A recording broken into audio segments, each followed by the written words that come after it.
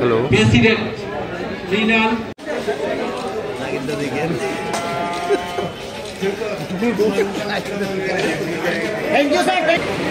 ভারতবর্ষের বর্তমান পরিস্থিতিগত মাথায় রেখে এই যে নন বিজেপি যে প্ল্যাটফর্মটা সেফ কনস্টিটিউশন নামে প্ল্যাটফর্মে যে লড়াইটা করেছে, উপলব্ধি করেছে যে ভারতবর্ষের গণতন্ত্র বিপদে, সংবিধান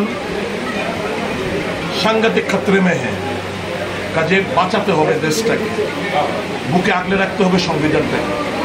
কাজে কাটিং অ্যাক্রস পলিটিক্যাল লাইন বহু আপনারা দেখেছেন এরকম রেকর্ড মার্জিনে কোনোদিন ত্রিপুরার বারের নির্বাচনী রেকর্ড মার্জিনে কেউ জিতেনি, জেনে যাবেন আপনারা, খোঁজ নিয়ে দেখুন। রেকর্ড মার্জিনে সবগুলো main president, vice president, secretary, একটা কয়েকজন মেম্বার, এরকম রেজাল্ট হয়নি। এটা হচ্ছে প্রমাণ করে যে ভারতবর্ষের মানুষ আগামী দিন কোন পথে ভারতবর্ষকে দেখতে চাইছে। এই বারের নির্বাচনে সেটা বহিঃপ্রকাশ। রাস্তা দেখিয়েছেন বুদ্ধিজীবীরা, এপিল থাকবে আম জনসাধারণের কাছে, আপনারা সেই রাস্তা অবলম্বন করুন। আপনি কি মনে করছেন যে বিজেপির যারা আইনজীবীরা রয়েছে তারা বিজেপিকে ভোট দিই না দেয়নি তো ওরা?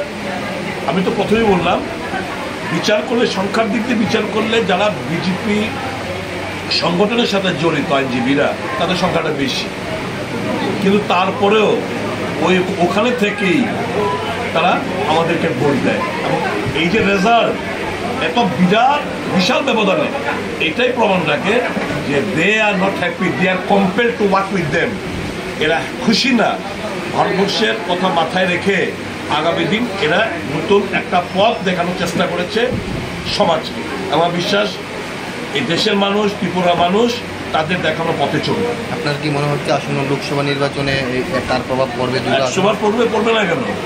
নিশ্চয়ই পড়বে, দারুণভাবে পড়বে।